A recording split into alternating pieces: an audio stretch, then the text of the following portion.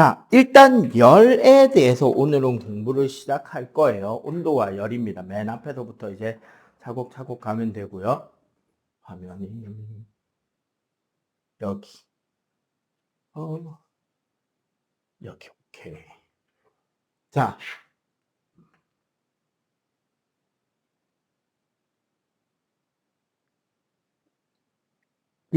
사실 우리 선생님이 이제 수업을 할 때 자주 하는 이야기가 하나 있어요.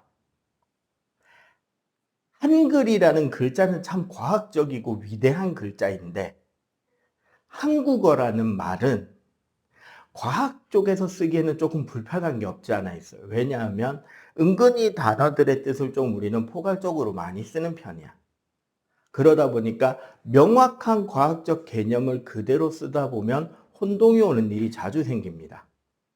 그럼 여기서 질문을 하나 던지고 시작할게요. 물체가 따뜻한 물체 있잖아요. 따뜻하거나 뜨거운 물체는 온도가 높은 것일까요? 열 에너지가 많은 것일까요? 둘 다일까요? 라는 질문이에요. 어느 쪽일 것 같아요? 오늘 날씨가 따뜻하다는 건 온도가 높다는 뜻이다, 열 에너지가 많다는 뜻이다, 둘 다다. 열 에너지가 많다. 그냥 우린 그렇게 이야기를 많이들 생각을 하잖아요. 근데 사실은 온도가 높다가 맞아요. 이제 그거를 명확하게, 그래서 과학을 배울 때 제일 처음에 하는 일은 개념을 배우게 됩니다. 그래서 명확한 개념을 지어야 되고요. 그리고 이런 질문을 던지는 게 과학 선생님으로서 좀 이상하게 들릴지 모르겠는데, 혹시 MBTI F야, T야? 큰일입니다. 과학 시간에는 우리 T처럼 사고를 합시다. T처럼 사고를 하는 게 과학 점수를 높게 받을 수 있는 길이에요. 자, 온도라는 뜻의 정의는 말 그대로 따뜻한 정도를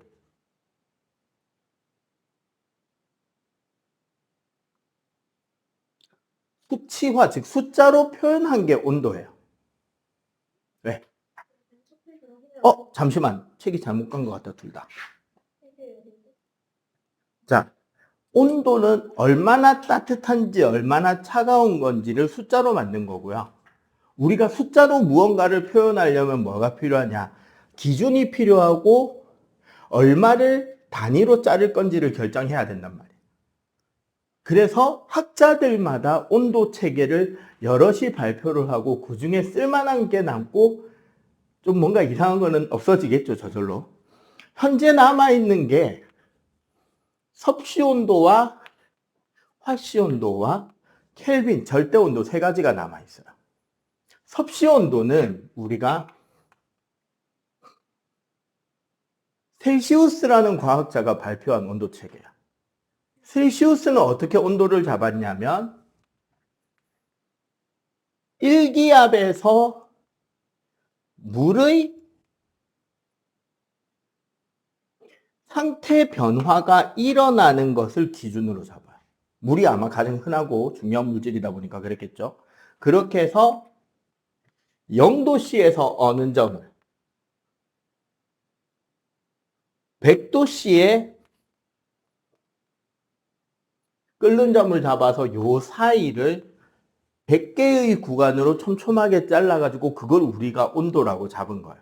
이게 우리가 말하는 도씨, 몇 도씨라는 게 섭씨 온도고, 섭씨라는 말의 시작은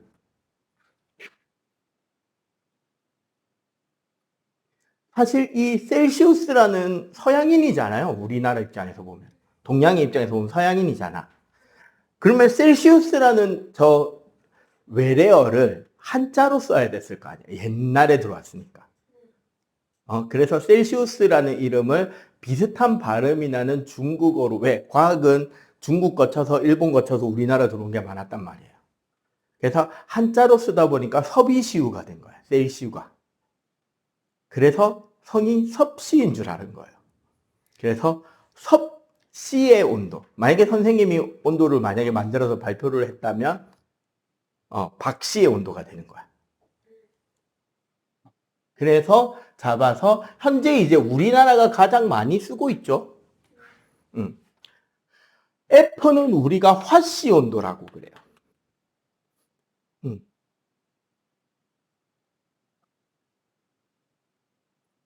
파렌하이트라는 과학자가 발표한 온도 체계고요. 그러다 보니까 파씨가 된 거야. 어쨌거나 F니까 도 F가 된 거죠. 이 사람은 좀 다른 생각을 해요. 따뜻하다라는 거잖아, 지금. 온도는. 사람이 살고 있는 도시의 기온이, 아니, 도시의 따뜻함이 음수일 수는 없다라는 생각을 한 거야. 합리적이죠, 나름. 그래서 1900년 1월 10,000명 이상이 모여 살고 있는 도시 중에 가장 기온이 낮은 도시의 평균 기온을, 왜 1월달이 제일 추울 거 아니야? 0으로 잡아요. 그러면 마이너스로 내려오면 진짜 추운 거겠지. 저기 시베리아 한복판에 있는 도시야. 그리고 또 따뜻함의 기준이 또 뭐가 있을까? 따뜻하다라는 걸 표시해야 되거든. 사람 체온을 기준으로 잡고. 하나 더를 뭘로 잡았냐면, 중등 화학을 공부하면 이제 화학도 공부해 갈 거잖아요. 이제 배웠고. 나중에 혼합물에 가면 어는점 내림이라고 있었어요. 기억해? 어는점 내림이라는 게 뭐냐면, 물하고 얼음을 섞어 놓으면 몇 도가 되냐면 0도가 돼요. 근데 거기에 소금이나 뭐 다른 가루를 좀 녹이잖아? 그러면 0도보다 온도가 쭉 더 내려가. 사실 이걸로 우리 제설제 쓰고 이렇게 한단 말이에요. 이 성질을 이용해서. 그런데 이걸로 내려갈 수 있는 가장 낮은 온도가 영하 17도 정도 되는 걸로 알아요. 그 온도를 기준으로 잡았어.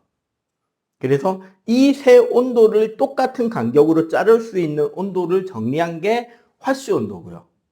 은근히 화씨 온도는 여러분들이 중학교 올라가면 수학 시간에 배워요.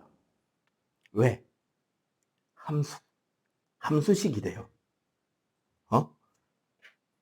그래서 파렌하이트 그레이드는, 화씨 온도는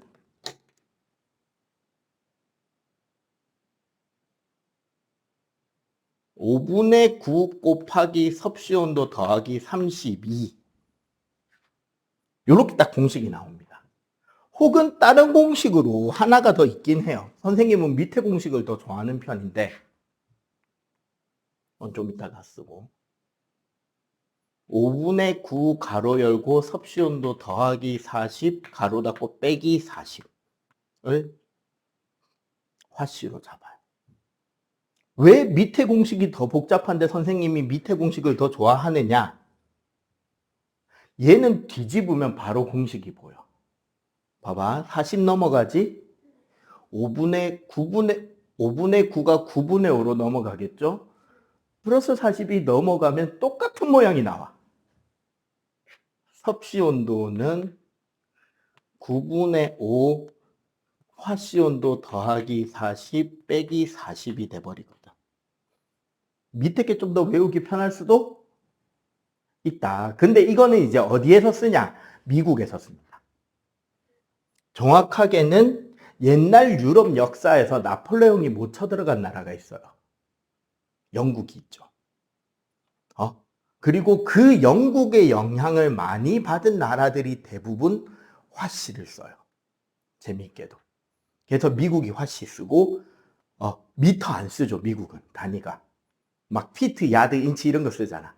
예, 그런 거 쓰는 나라가 꼭 온도도 화씨를 써요. 예, 그래서 여기에 숫자를 대입해보면 얘가 32F에서 212F가 돼서 요 사이 간격을 계산해보면 180 간격이 나와버립니다. 즉 온도가 좀 더 어떻다? 화씨 온도가 촘촘하게 잘려있다라고 생각하면 되겠지. 그리고 옛날에 우리나라 축구 중계 중에 방송사고가 화씨 온도 때문에 한 번 해놨어요. 남아공 올림픽이 있었어요. 한 10년, 12년쯤 전에. 남아프리카 공화국에서 올림픽을 한 적이 있어. 되게 옛날. 여러분들 태어나던 해쯤 되나? 한두 살 때쯤일 거야. 그때 우리나라 최고의 예능 방송이 무한도전이었거든요. MBC가 뭘 했냐면 무한도전 멤버들을 올림픽 중계 객원 해설로 한 명씩 나눠서 집어넣은 거야. 비인기 종목들 중심으로. 그러니까 봐봐. 전문 그 중계하는 사람이 있죠? 그리고 그 운동을 정말 잘하는 해설자가 있죠? 아무것도 모르는 무도 멤버가 앉아 있는 거야. 중계하는 곳에. 그러면 뭐가 되냐? 그 중요한 순간 말고 잠깐 틈날 때 이제 각자 다른 이야기도 하잖아. 그때 이제 무한도전 멤버들이 일반인 입장에서 뭐 질문을 던지거나 막 응원 멘트도 치고 하면서 분위기가 재밌게 잘 나왔어, 방송이.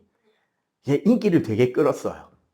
그러고 2년 뒤에 브라질에서 월드컵이 있었어. 이걸 보고 부러워하던 SBS가 무리수를 둡니다.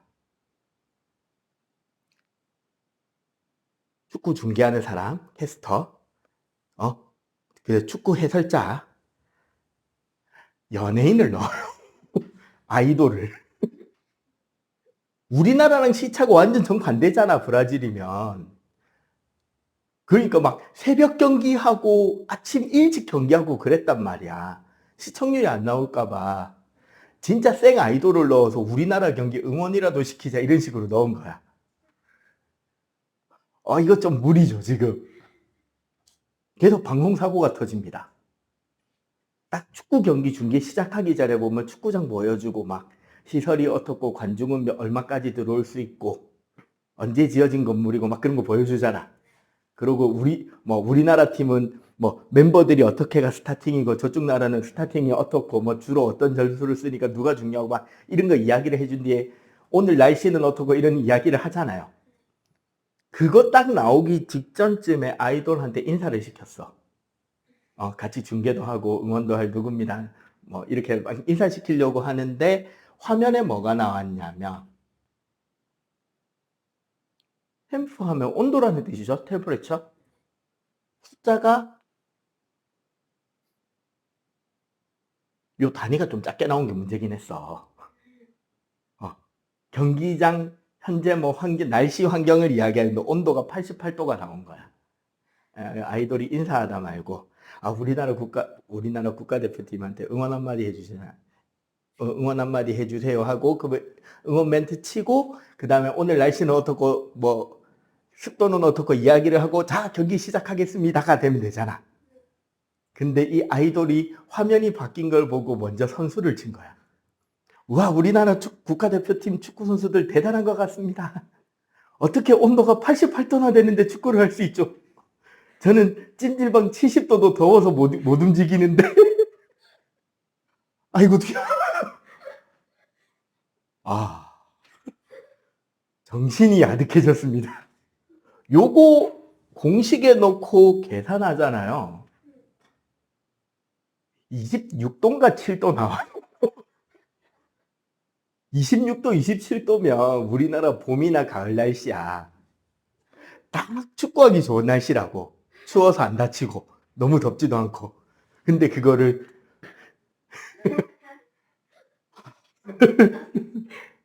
큰일이다. 그래서 과학에서는 뭐가 중요하다? 단위가 되게 중요하다. 그러니까 답 쓸 때 단위 꼭 써라. 갑자기 잔소리. 자, 마지막 우리가 절대 온도라고 부르는 켈빈이 있습니다. 원래 과학자 이름은 다른 이름인데 그 과학자가 원래 귀족 출신인데 자기 자신의 집안, 귀족 집안을 켈빈 남작이라고 하고 이야기를 하던 사람이야. 그리고 귀족이면서도 과학이나 이런 거에 되게 관심이 많아서 온도라는 것을 정의하는데 되게 연구도 많이 했던 사람이고. 그래서 그 사람의 이름을 빌어서 절대 온도의 켈빈이라는 이름이 붙었고요. 사실 이 켈빈 온도는 입자 운동의 정도를 표현하는 온도 체계가 됩니다. 그래서 절대 온도라고 부르는 이유는 얘는 음수가 존재할 수가 없어요. 그러면 켈빈 온도로 0켈빈이 되잖아. 그러면 실제로 우리가 지금 여기 칠판 보면은 가만히 있는 것 같지만 입자의 세계로 들어가서 보면 얘 지금 막 떨리고 있단 말이야. 그 떨리는 걸 우리가 이렇게 손을 대봤을 때 시원하게 느껴진다. 그건 뭐냐면 내 손바닥이 더 빨리 떨리고 있다는 소리예요.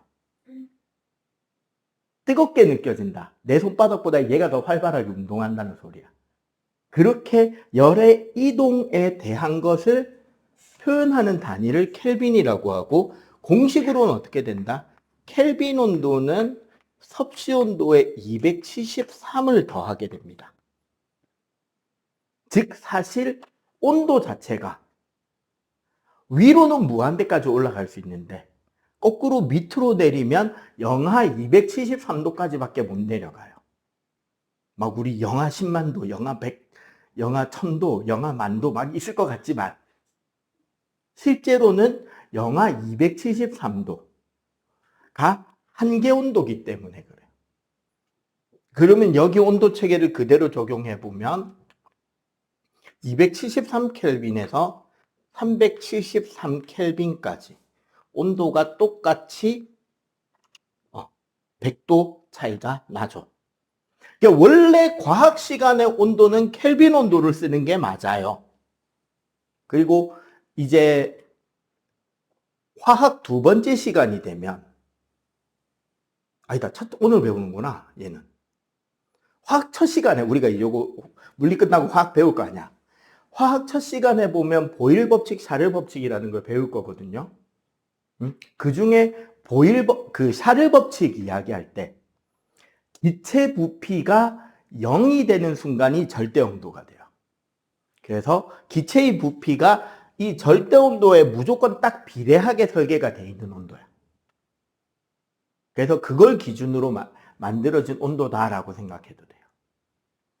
요 세 가지가 있고, 그런데 우리는 아직 중등이잖아. 학년은 초등이고 수업 내용은 중등 내용이죠. 그래서 우리가 중등까지는 뭐를 쓰게 된다? 섭씨 온도로 온도를 표현하게 될 겁니다. 단 계산을 편하게 하기 위해서 켈빈을 쓸 수도 있긴 해요. 그건 우리가 화학 시간에 가르쳐주고 니네 옛날에 배웠습니다.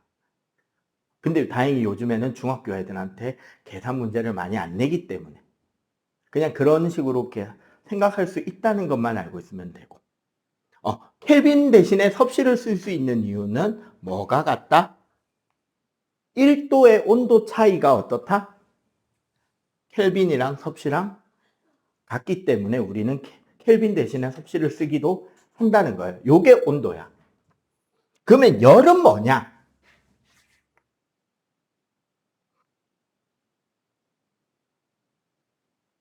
열 혹은 열 에너지라는 것은요, 기본적으로 열 에너지가 가해지면 제일 먼저 바뀌는 건 사실은 물체를 구성하는 입자 운동이 활발해져요. 이 말은 동시에 무슨 말이냐면 물체의 온도가 올라간다는 소리랑 같은 소리가. 그리고 이렇게 입자 운동이 활발해지잖아. 그러면 활발한 입자 운동 상태를 유지하기 위해서 입자 사이에 간격이 증가해요. 여러분들 학교 체육 시간 생각해 봐봐. 체육 시간에 밖에 이제 체육복으로 다 옷 갈아입고 학교 운동장에 나가서 그 담임 선생님이 인원 점검한다고 쫙 모였을 때 반팔 간격으로 좁게 모이잖아. 따닥따닥 모이잖아요. 그 상태에서 맨손 체조하면 어떻게 돼? 그렇게 좁은 간격에서. 하나, 둘, 으아! 막 옆 애들 막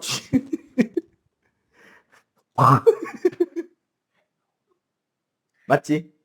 안 부딪히기 위해서 맨손 체조하려면 얼마만큼 뛰어야 돼? 양팔 간격으로 뛰어야 되잖아. 맞지? 그만큼 뛰어줘야 서로 안 부딪히고 체조할 수 있잖아. 그러면 더 활발한 운동을 하려면, 막 축구하려면, 야구하려면 그 양팔 간격 크기면 돼? 아니면 운동장 전체가 필요해? 운동장 전체가 필요하지. 왜? 양팔 간격인 상태에서 야구하면 막 방망이. 맞죠? 그러니까 활발하게 운동하려면 그만큼 공간이 넓어야 편하지. 똑같은 거란 말이야. 그래서 운동이 활발해지면 간격이 늘어요. 간격이 늘어나면 봐봐. 길이도 증가해야 되고 물체의 넓이도 증가해야 되고 물체의 부피도 증가해야 되겠죠. 우리는 얘네들을 뭐라고 하냐면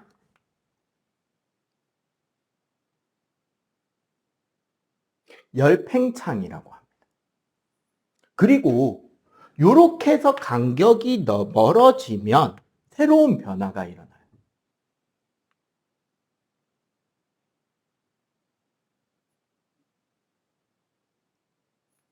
입자와 입자 사이에 인력이라 그래서 입자들끼리 서로 끌어당기고 있기 때문에 다닥다닥 붙어 있단 말이야. 이 힘이 약해지기 시작해요. 간격이 멀어지면. 그래서 운동이 늘어나고 인력이 줄어들게 된단 말이야. 멀어지면. 이것 때문에 뭐가 일어나느냐? 화학 시간에 2번째 날 배우는 일이 일어납니다.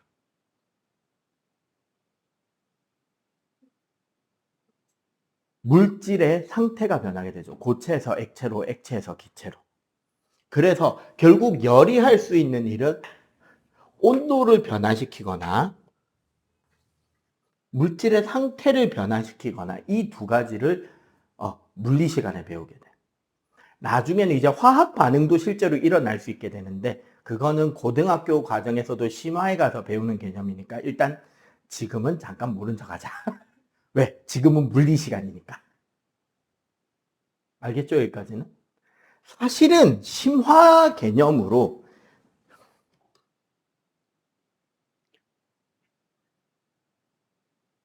요거까지는 몰라도 되는데 심화 개념으로 중등에서 원래 안 가르쳐 준다는 소리예요. 심화라고 적혀 있는 거는. 원래 내부 에너지라는 개념이 하나 있긴 해요. 내부 에너지라는 개념은 뭐냐? 입자들이 지닌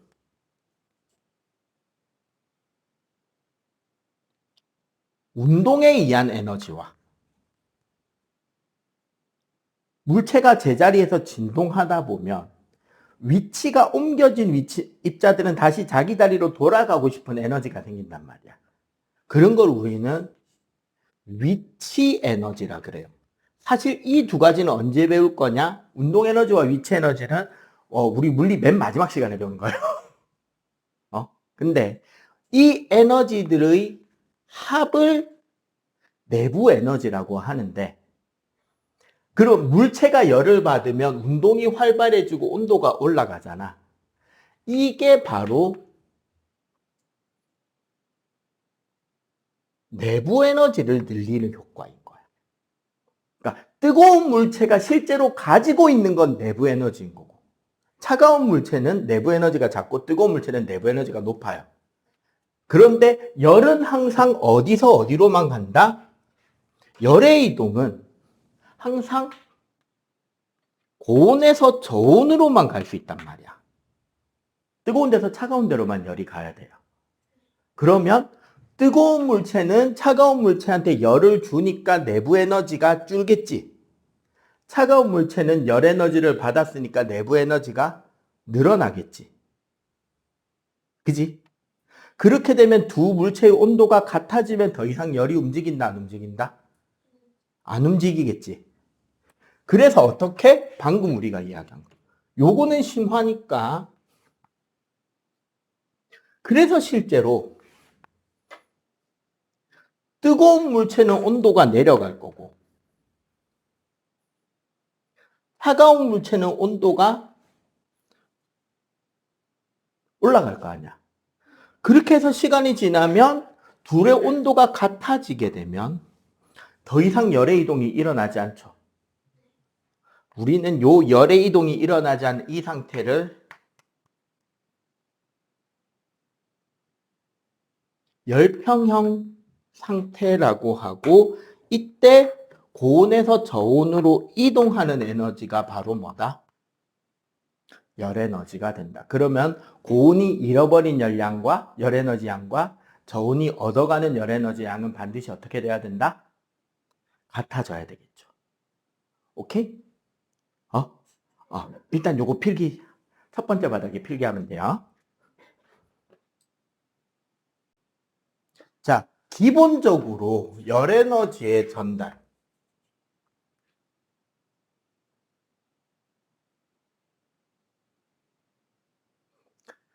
열이 전달되는 방법이 되게 다양할 것 같지만 크게 나눠보면 세 가지밖에 없어요.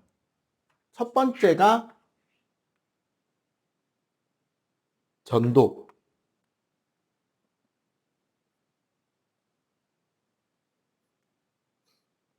고체에서 일어나는 열 전달 방법을 전도라고 합니다.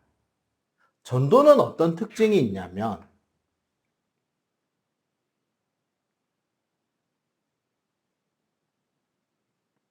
입자는 움직이지 못하잖아, 고체니까. 입자가 이동하지 못하는 대신에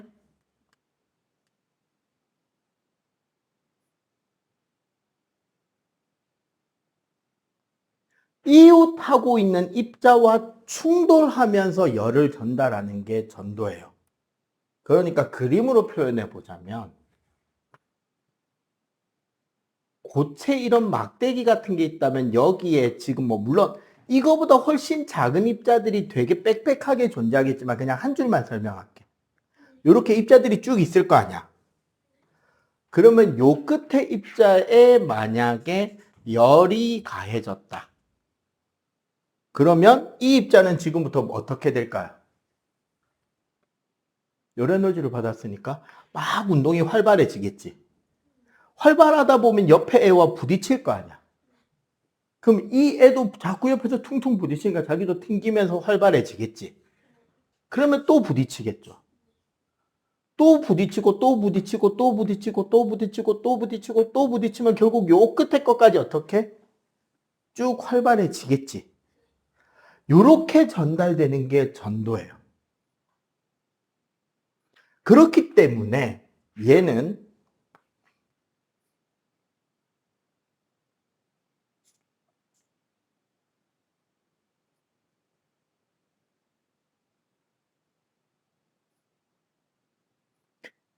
전달되는 속도는 빠른 편은 아니야. 상대적으로 느리지만 되게 큰 열을 전달하기에 적합한 방법이에요. 그리고 여기에 한 가지 추가될 내용이 뭐냐면 전기가 통하는 물질들 있죠. 금속들.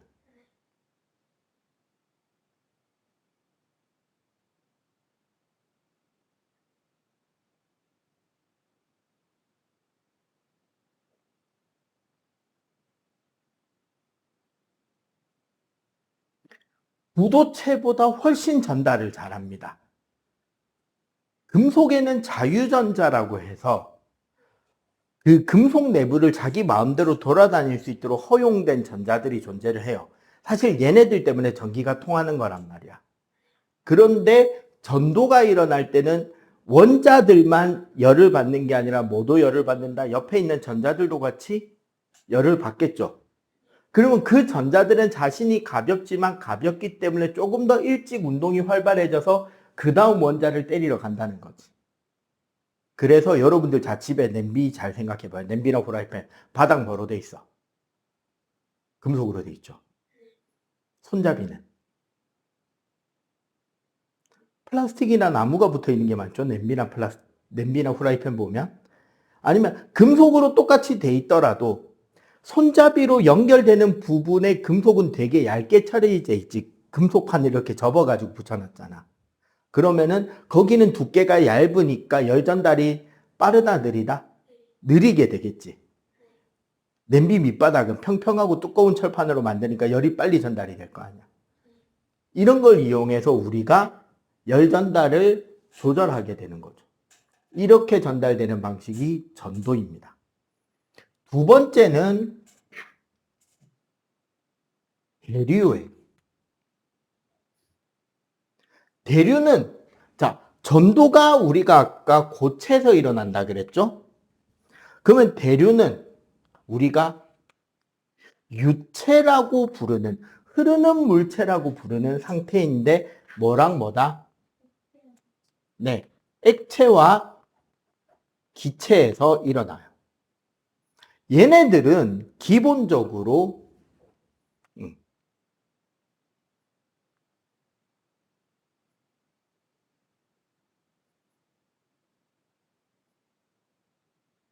입자가 직접 이동해서 열을 전달하는 게 대류의 특징입니다. 정확하게는 어떤 일이 일어나냐면 온도가 올라가면 부피가 커지겠죠. 부피가 커지면 나중에 배우겠지만 밀도라는 개념이 작아집니다. 그래서 밀도가 작아지면 부력이라고 하는 떠받쳐주는, 떠오르게 하는 힘을 통해서 위로 올라가게 돼요. 뭐가? 뜨거운 게. 그러면 당연히 상대적으로 차가운 녀석들은 그치.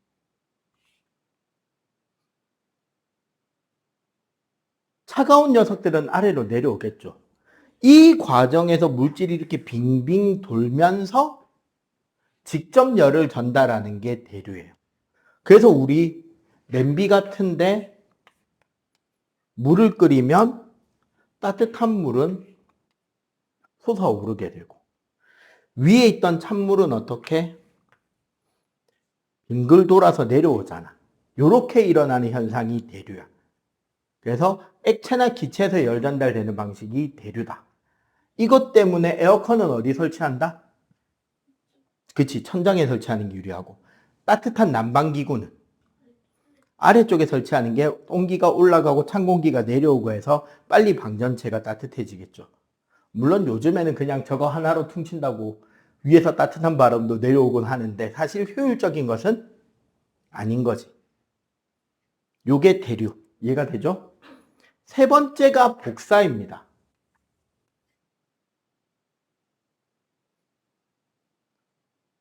복사는 가장 큰 특징이 뭐냐면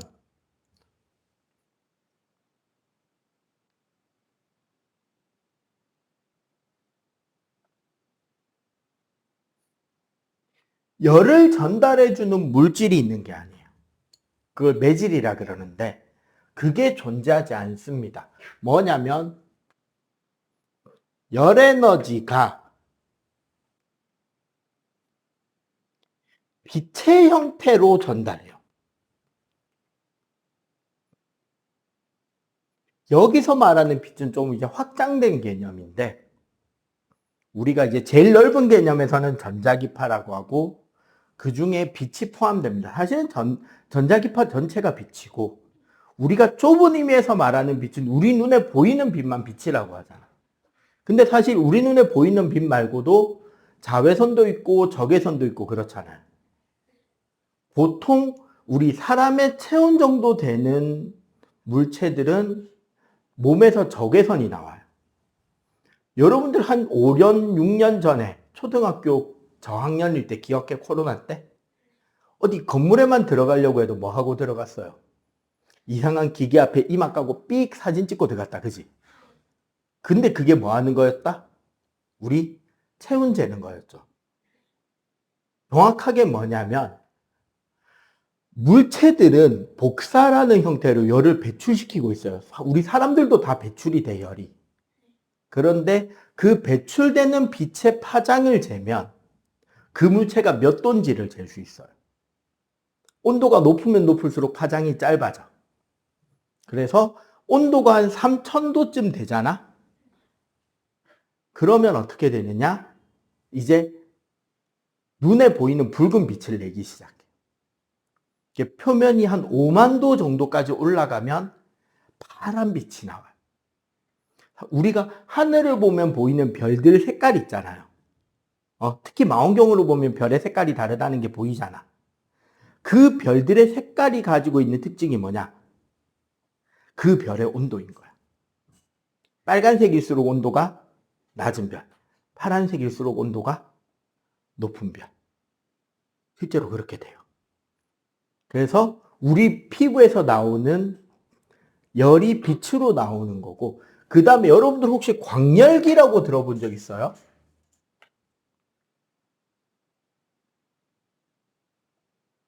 요즘은 이제 참 보기 힘든 건데, 광열기가. 실제로, 근데 이거 은근히 본 적은 있을 거야. 선생님 사진 하나 보여줄게요. 일부러 광열기가 보이길래 사진을 찍어놨지. 어디 갔냐.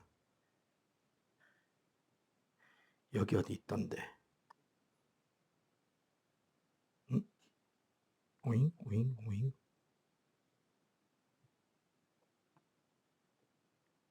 아, 여기 있다. 찾았다. 이거!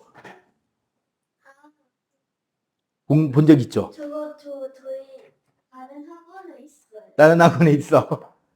얘 보면 요 앞에 이렇게 손 들고 이렇게 빗 쬐고 있으면 따뜻하죠? 저기 안에 보면 코일이 이렇게 감겨 있단 말이야. 코일에 전기가 흐르면서 열이 나면 그 열이 빛으로 방출이 되고 뒤에 이렇게 거울이 달려 있죠. 오목거울처럼. 그러면 그 열이 거울에 발사돼서 앞쪽으로만 이렇게 나오게 되는 거야. 그걸로 따뜻해지는 게 복사에너지인 거야. 그래서 우리가 광열기나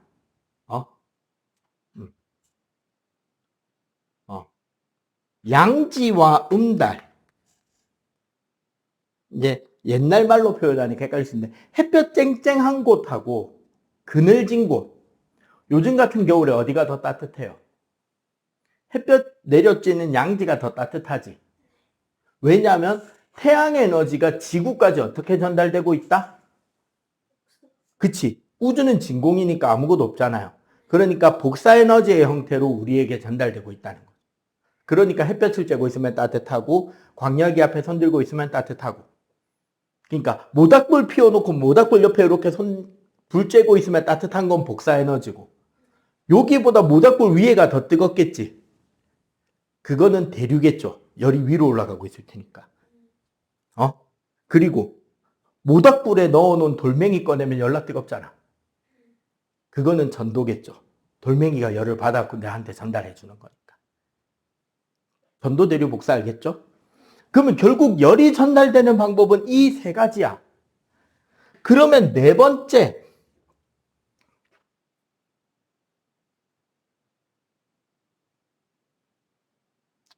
단열. 한자로 표현하면 끈을 단자입니다. 그러면 단열이란 뭐다? 열 에너지의 이동을 뭐 하는 장치? 차단하는 것을 단열이라고 할 수 있겠지. 열 에너지의 이동을 차단하면 따뜻한 물체는 계속 따뜻하게 유지가 될 거고 차가운 물체는 계속 시원하게 유지가 되겠지. 가장 대표적인 게 저기 있잖아요. 스탠리 텀블러.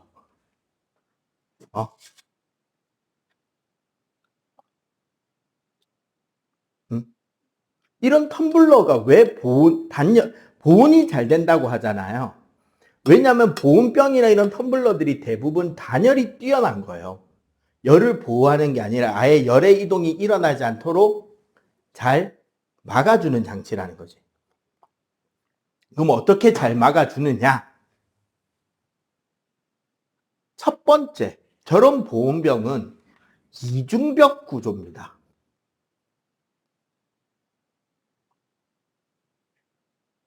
무슨 소리냐? 여러분들도 보온병은 들고 다녀봤을 거 아니야. 물통 겉 테두리 크기에 비해 실제 안에 물 들어가는 테두리는 작죠? 요게 연결돼 있지 않고 이렇게 이중으로 된 벽으로 존재한다. 그러면 여기에 예를 들어서 우리가 따뜻한 물을 넣어놨다고 해도 열이 이렇게 바로 못 나오고 이 몸체 금속 표면을 따라 이렇게 삥 돌아 나와야 되니까 열 전달이 잘 된다 안 된다? 잘 안 되겠죠. 두 번째는 그렇게까지 해놓고 요 안쪽을 진공 처리하게 됩니다. 완전히 진공으로 공기를 다 빼버려요.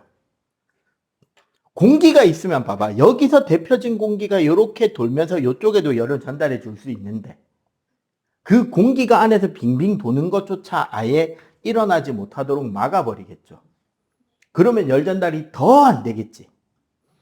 그 다음에 세 번째가 노란 분필 갖다 써야지.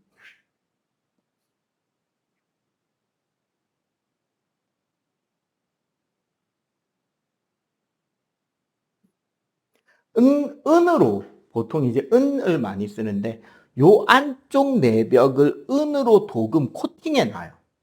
그래서 우리 텀블러 안에 보면 되게 반짝거리죠. 거울처럼. 이거를 거울로 만들어 놓으면 어떻게 된다? 열 에너지 중에 무슨 에너지도 있다? 복사가 있잖아. 이 복사되는 열 에너지가 어떻게 반사되는 효과가 있는 거야. 그러면 열이 안에 있는 열이 계속 그대로 잡혀 있겠죠.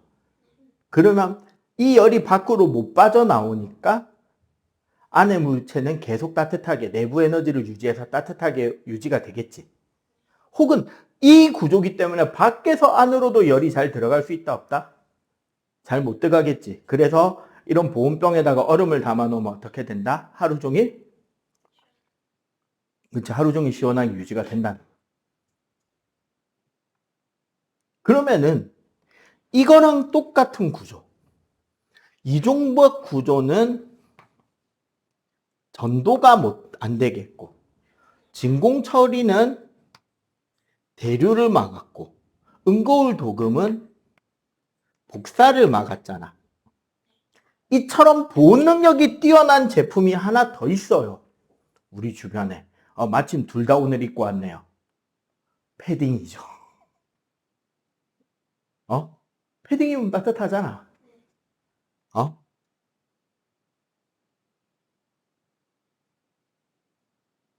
요거는 보온병. 그럼 패딩은 이 세 가지를 어떻게 처리하고 있느냐? 첫 번째가 내피와 외피를 분리해주죠. 우리 살에 닿는 부분의 천이 내피, 바깥에 바람을 맞이하는 천을 외피라 그러는데 이 두 개가 가운데 들어있는 솜이나 공기 때문에 붕 떠있지, 안 붙어있고. 그러니까 열 전달을 어떻게 한다? 막아주겠죠. 이거 자체가 그치, 전도를 막는 효과가 있는 거지. 그리고 안에 뭐가 들어있어요? 솜이나 동물의 깃털이 가득 들어있죠. 얘네들이 공기 순환을 방해하는 거야. 공기가 패딩 안에서 돌아다니는 거를 막아줘요. 그대로 딱 갇혀있게 해줘. 그래서 뭐를 막는다? 대류를 못 일어나게 해요. 대부분 여기까지인데 가끔씩 각 브랜드에서 제일 비싼 제품, 진짜 어디 북극 탐험이나 히말라야 등산할 때 입어야 될 것 같은 패딩들, 그런 거 보면 어떻게 돼 있냐? 등판 내피에 은박지.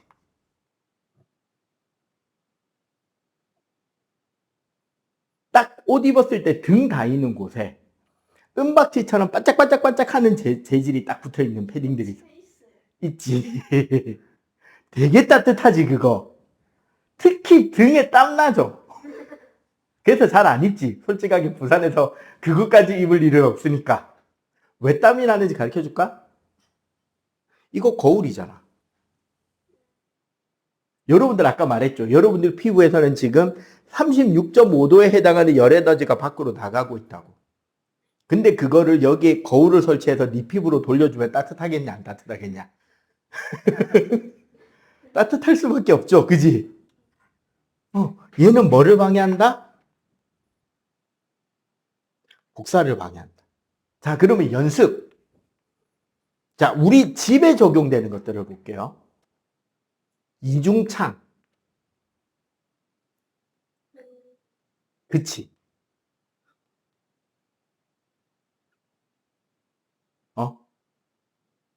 사실은 대부분 전도 아니면 대류예요. 뭐 집에서 이중창, 그 다음 뭐 벽 안에 단열재. 보통 스타이로폼 많이 넣죠. 얘도 전도랑 대류를 막아주는 효과가 있어요. 왜? 스타이로폼이 일단 부도체니까 열 전달도 막고 그 안에 공기층들이 칸칸이 잡혀 있잖아. 그러니까 전체적으로 공기 순환이 안 되는 제품이잖아. 그래서 대류도 막아요. 비슷한 게 유리창에 붙이는 뽁뽁이. 한때 유행이었어. 그거 자체가 전도 대류 다 막아주는 효과들이 있다는 거. 그래서 이런 식으로 다양한 형태로 우리는 열 전달을 막습니다. 선생님 이것 때문에 옛날에 혓바닥 입천장 다딘 적이 있어요.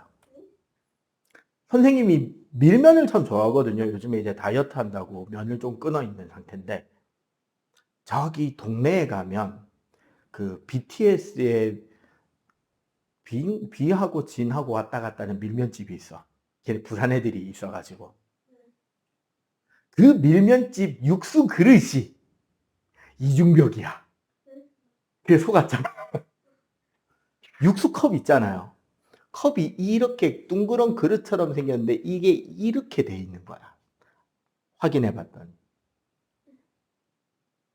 그러니까 여기에 국물을 담아도 요 밖에는 바로 뜨겁다 안 뜨겁다? 다른 거는 그냥 단일컵이잖아. 이건 이중벽 컵인 거야. 그 컵을 잡았는데 안 뜨거웠어. 그럼 국물 식었나 보다 하고 후룩 했는데 너무 뜨거워.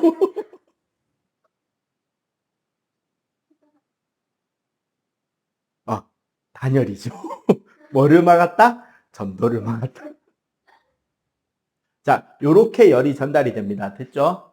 자, 요거 필기하고, 요거 필기 빨리 하시고, 잠깐 쉬는 화장실 갔다 올 시간을 줄 테니까 3시 10분 되면 설명 계속 이어갈게요.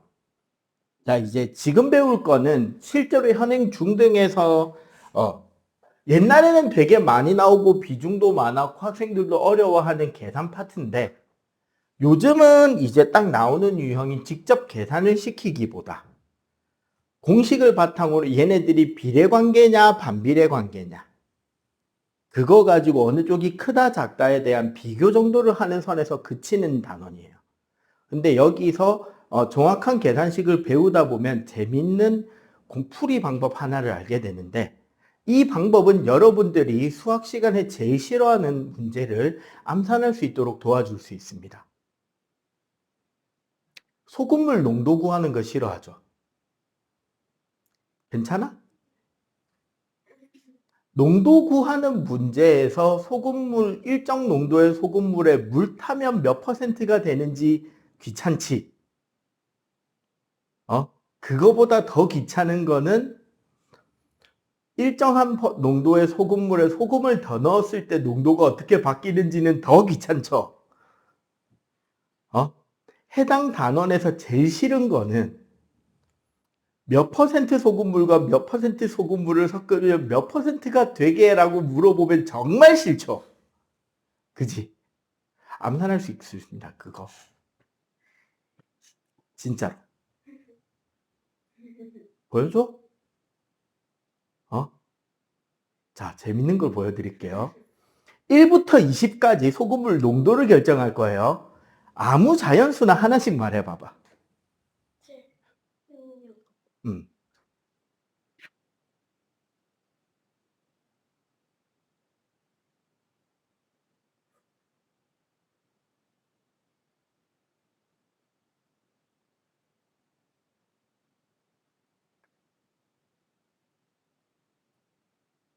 끝.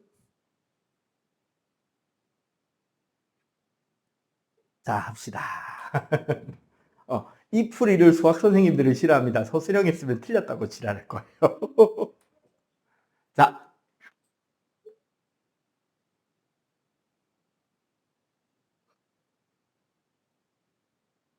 자, 열 에너지를 계산하는데요.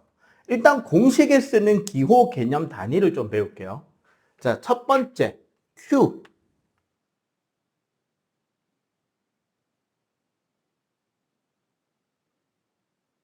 열 에너지의 크기 혹은 열량이라고 부르고요. 이 열 에너지의 단위는 킬로칼로리입니다. 그러니까 결국 고온에서 저온으로 이동하는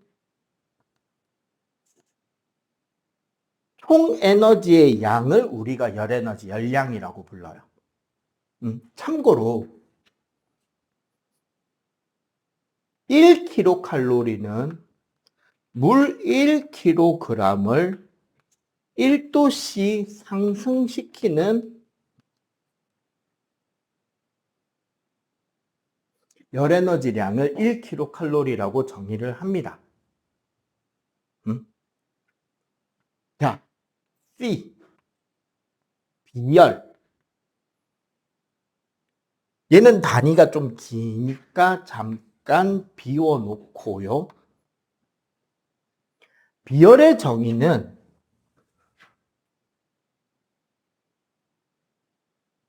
어떤 물질 1kg을 1도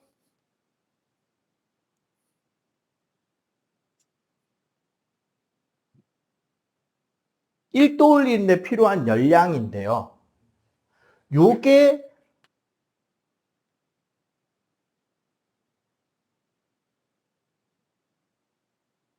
물질마다 조금씩 달라요. 참고로 최대값이 물이고 숫자 1입니다. 물이 비열이 제일 커요. 쉽게 말하면 비열이란 그 물질은 온도가 얼마나 잘 변하냐, 잘 안 변하느냐인데 숫자가 클수록 잘 안 변하는 물질인 거예요. 사람의 경우 물이 실제로 여러분들 한 70% 정도가 물이거든요. 사람 몸의 체형에 따라, 체질에 따라, 뭐 운동을 얼마나 했느냐, 남자냐 여자냐에 따라서 조금씩 다른데 평균 한 65에서 70%가 물이야. 이렇게 물이 많은 이유는 사람들은 체온이 일정하게 유지돼야 되잖아. 그래서 물을 되게 많이 가지고 있는 거예요. 그럼 온도가 잘 변한다, 잘 안 변한다? 물 때문에 잘 안 변할 거니까. 그래서 여기에 있는 요 말 있잖아요, 지금. 1kg을 1도 상승시키는 얘가 기준값이죠. 어떤 공식이나 이런 걸 만들 때 비례식 같은 걸 만들어서 분수를 만들려고 할 때 항상 기준이 되는 값은 어디로 간다? 분모로 가요. 분자에는 그 기준에 해당하는 물질의 양을 계산하는 게 분자로 올라가지. 그럼 얘는 봐봐. 1kg당 kg당으로 만들려면 질량으로 나눠주면 되겠지. 그래서 C는 질량분의 1. M이 질량이란 뜻이에요. 곱하기 1도 상승시킨다라고 했잖아. 그러면 온도 변화 분의 1 곱하기 열량 하면 비열이 된단 말이야. 그리고 그러면 얘 단위를 어떻게 하느냐? 자, 분자는 열량 하나잖아. 그러면 분자부터 쓰는 거야. 킬로칼로리. 그 다음에 여기에 퍼라 그래서 슬래시를 그어주는데 이 슬래시의 뜻이 이거 앞은 분자, 이거 뒤는 분모라는 소리예요. 그러니까 분수를 한 줄에 쓰려고 만든 기호가 얘야. 뒤에 질량이니까 킬로그램, 온도 변화니까 도씨를 이렇게 묶어주면 비열의 단위가 되고요. 그러면 요 공식을 그대로 Q는 이라고 정리하면 어떻게 된다?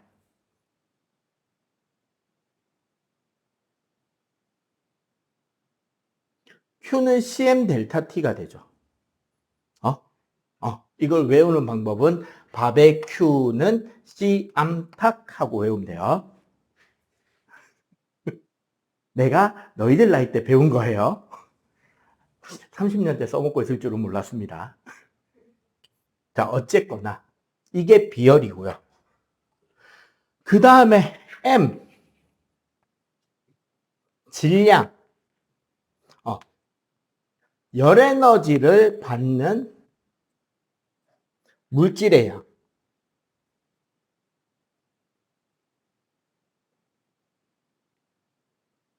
델타 T가 온도 변화인데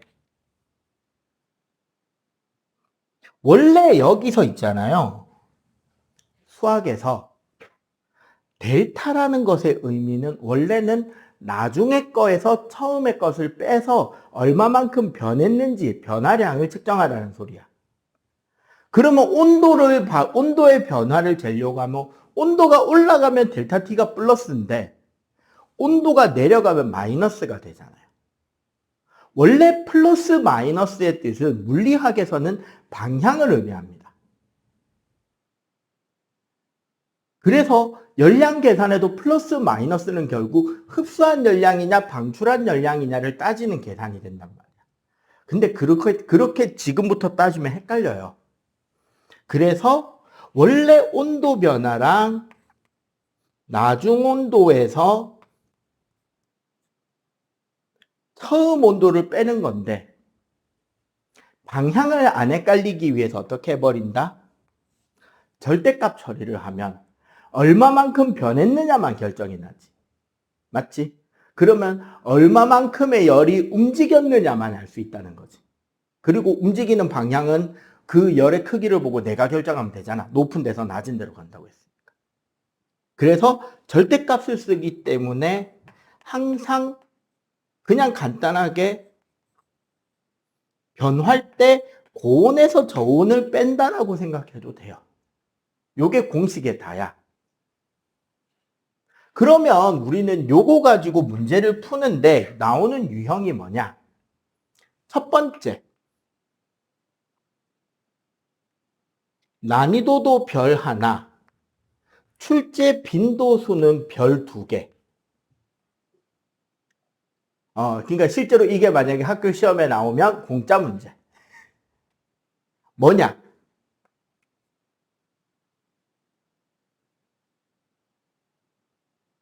단순 방정식 문제입니다. 우리 워크북에 그 과제 한번 펴봐, 그 챕터를 넘겨보시면 첫 번째 거 말고 열의 이동 말고 하나 더 넘어가 보세요.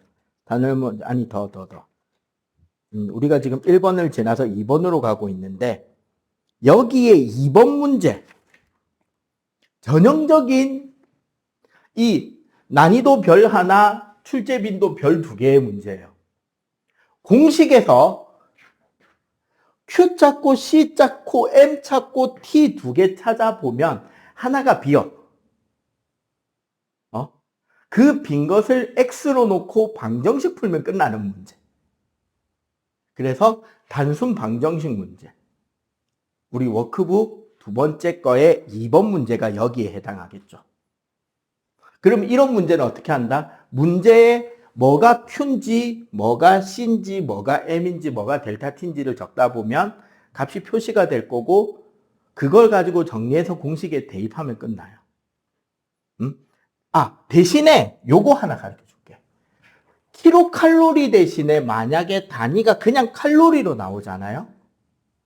그러면 뭐만 바꾸면 되냐면 원래 과학에서는 질량을 단위를 킬로그램을 써야 되는데 킬로그램 대신에 그냥 그램 단위로 쓰면 돼요. 그러면 킬로칼로리 대신에 칼로리가 나온다? 그러면 킬로그램 대신에 그램을 쓰게 될 거고 그러면 비열 단위도 그냥 칼로리 퍼 그램 도씨가 되겠지. 근데 원래 여기에 있는 요 킬로라는 게 곱하기 1000을 의미하거든요. 그러면 요거 그냥 약분된 거기 때문에 비열 숫자는 바뀐다 안 바뀐다? 안 바뀌어요. 그러니까 이렇게 생각하면 돼. 킬로를 넣을 거면 세 군데 다 넣어야 되고 킬로를 뺄 거면 어떻게 하면 된다? 세 군데 다 킬로 없는 걸 쓰면 된다는 거죠. 알겠죠? 그렇게 해서 단순 방정식 문제가 나옵니다. 이거는 산수 틀리면 이제 혼나야 되겠죠? 이건 진짜 산수 문제지. 자, 두 번째. 난이도는 보통에서 2개에서 3개짜리 문제인데요. 얘는 뭐가 되냐면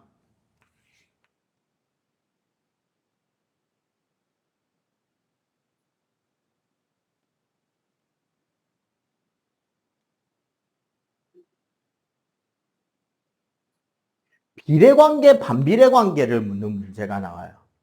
딱 몇 번이 나오느냐? 4번 문제가 얘입니다. 어떻게 나오냐면 여기에 보면 변수가 총 4개잖아. 4개 중에 2개가 고정이 돼. 문제를 읽어보면. 문제 첫 줄에 뭐라 적혀 있어요? 질량이 같고. 맞지? 같은 세기의 불꽃으로. 맞지? 그럼 질량이 같고 같은 세기의 불꽃으로 가열했으면 같은 시간 동안에 비열과 온도 변화는 비례, 반비례? 같은 쪽에 있으니까 반비례겠지. 이해가 돼요? 아니면 온도 변화를 갖게 하면 열량과 비열은 비례인데 여기서 말하는 열량이 저 문제에서는 단위 시간당 받은 열량 곱하기 시간의 합인 거지. 시간의 곱으로 나타내는 열량이기 때문에 문제를 푸는 방법이 저기에 보면 우리 아들내미 내가 이거 하는 거 보고 깜짝 놀라던데. 여기서 이렇게 변하고 이렇게 변했는데 여기 시간이 t, 여기 시간이 2t잖아. 그럼 여기 봐봐. 같은 시간이라면 여기서만 봐야 돼. 요 점과 요 점을 봐야 되잖아. 그러면 온도 변화가 1대 2가 되겠죠. 응? 그러면은 이 온도 변화가 얘가 2대 1이니까 비열은 1대 2가 되겠지. 비열의 비율은. 여기가 델타 T 비율이니까. 요렇게 풀거나 아니면 온도 변화가 같다라고 줘버리면 시간이 1대 2라는 말은 열의 양도 1대 2잖아. 맞죠? 그러면 가한 열량과 비열의 크기는 비례하겠죠. 그러니까 1대 2의 비열이 된다는 걸 알 수 있다는 거지. 이런 식으로 비례 반비례 관계로 문제를 푸는 문제가 현재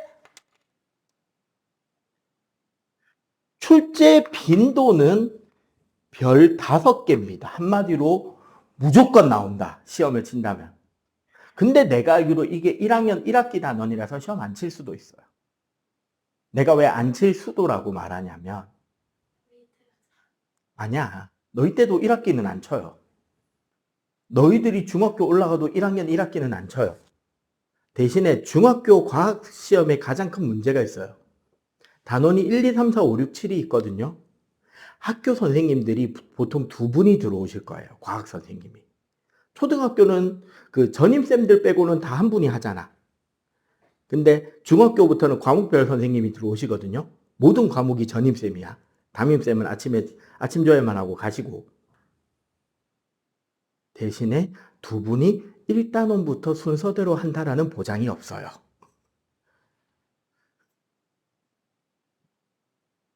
그러니까 보통 물리를 배우고 오신 선생님들이 물리랑 지구과학을 많이 하시고 화학이나 생물을 배운 쌤들이 화학과 생물을 맡아 하시는데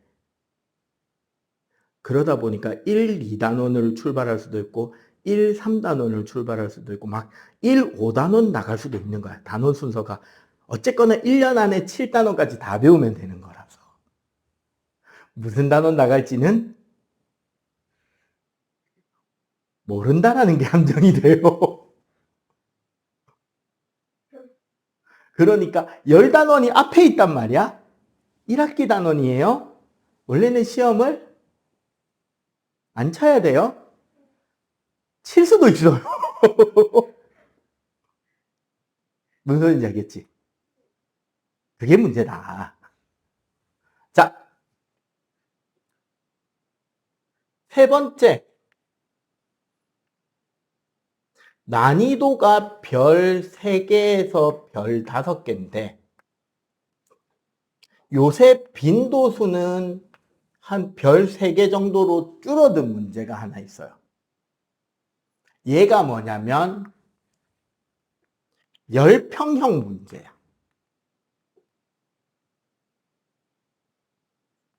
자, 그 워크북의 뒤로 뒤집어 보시면요. 그리고 뒤집어 보시면 지금 9번 문제. 9번 문제나 10번 문제가 요 문제예요. 딱 10번 문제가. 그럼 열평형 문제를 어떻게 접근해야 되냐? 무조건 아까 우리가 배운 열평형 그래프를 그려놓고 맨 처음에 출발하는 뜨거운 온도, 낮은 온도, 평형 온도를 적고 뜨거운 물질의 비열 곱하기 뜨거운 물질의 질량 곱하기 요렇게 적으면 뭐가 된다? 뜨거운 물질이 잃어버린 열량이 되죠. 여기서 여기까지 내려오면서.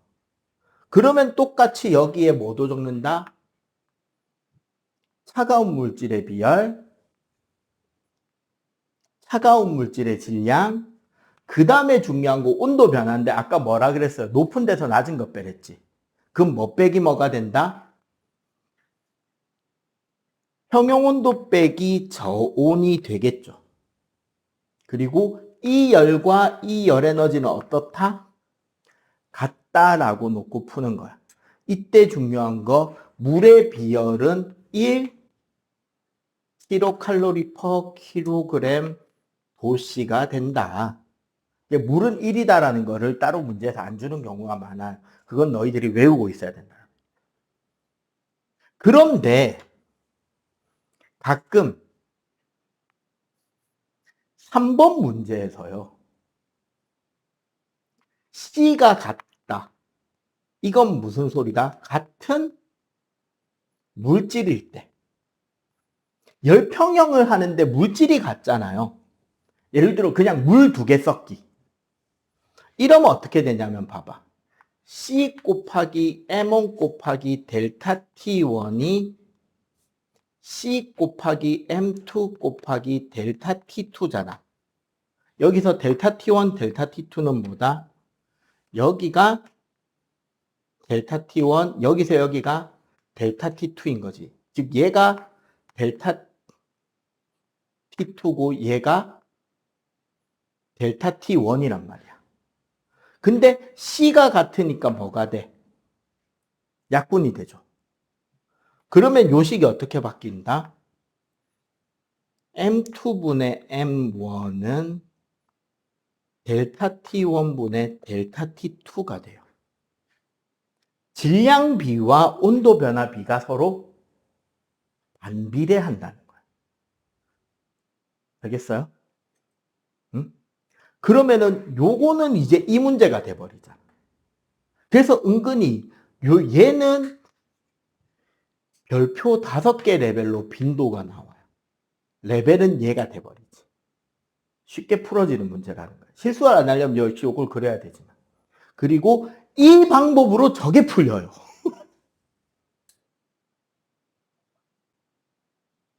자,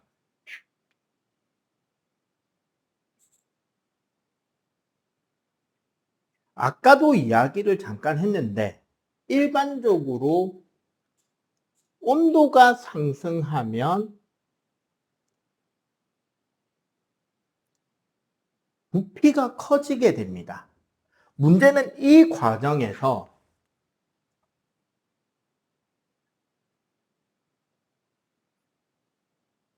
입자와 입자 사이에 인력이 작용을 하게 돼요. 근데 입자와 입자 사이의 인력은 고체, 액체, 기체를 가지고 따지면 고체가 제일 크고 기체가 제일 작아요. 사실 기체의 입자 간 인력은 0이라고 봐도 좋을 정도로 작단 말이야. 그래서 기체는 기체 종류에 상관없이 팽창하는 정도가 똑같아요. 그래서 얘는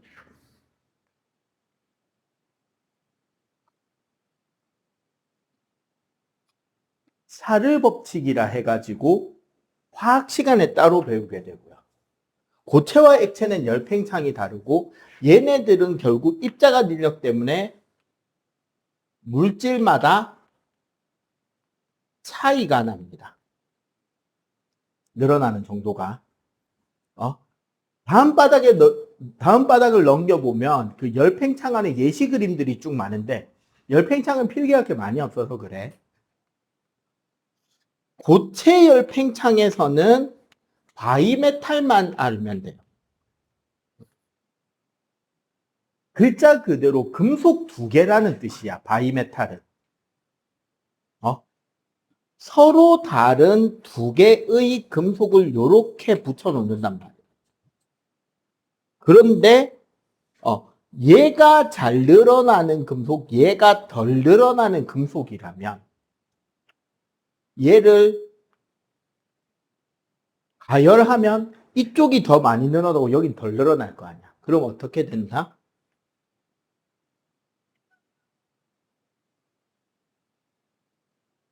잘 늘어나는 반대쪽으로 휘고.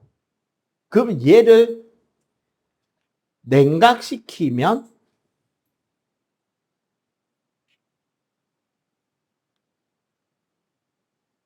줄어드는데 반대로 휘겠죠. 이렇게 금속이 늘어나면서 휘는 성질을 이용해 가지고 주로 어디에 많이 쓴다? 온도 조절을 해야 되거나 과열 방지용으로 많이 써요. 우리 이 교실 안에는 저 안에 들어있을 거야. 화재 감지기. 뜨거워지면 제가 휘면서 스위치를 누르게 돼 있어요. 여러분들 집에 머리 잡아 당기면서 말리는 고데기 같은 거, 전기담요 같은 거, 온도 일정하게 유지시키는 장치에 반도체가 들어있는 고급품 아닌 옛날식은 전부 다 얘가 들어있습니다. 그다음에 집에 누전 차단기 있죠? 전기 많이 흘리면 스위치 자동으로 내려버리는 거, 그거도 얘가 들어있는 거. 이거 말고는 보면 기찻길, 철길이나 맨 밑에 있는 가스파이프 같은 경우 저렇게 휘어놓고 띄워놔야 여름에 늘어나고 겨울에 줄어들 때 그 충격을 흡수해 줄 수 있어요. 그래서 기찻길은 겨울이 더 시끄럽습니다. 왜? 철로 사이 간격이 더 넓어져 있으니까. 여름은 더 좁아져 있을 거고. 알겠죠? 액체 같은 경우는 두 가지를 알면 돼요. 첫 번째가 겉보기 팽창이라 해서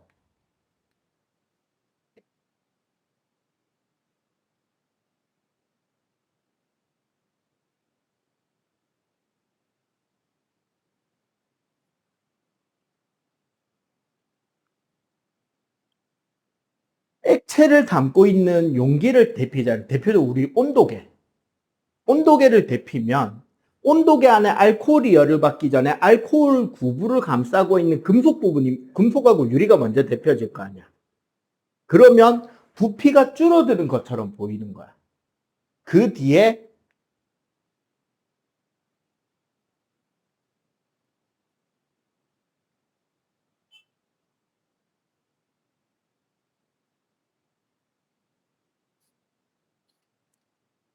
액체가 나중에 더 많이 팽창하면서 부피가 확 늘어나게 되면서 온도가 변해가는 구조가 됩니다.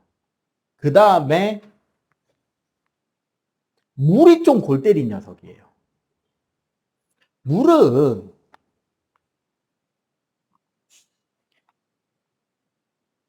사도일 때 부피가 제일 작아.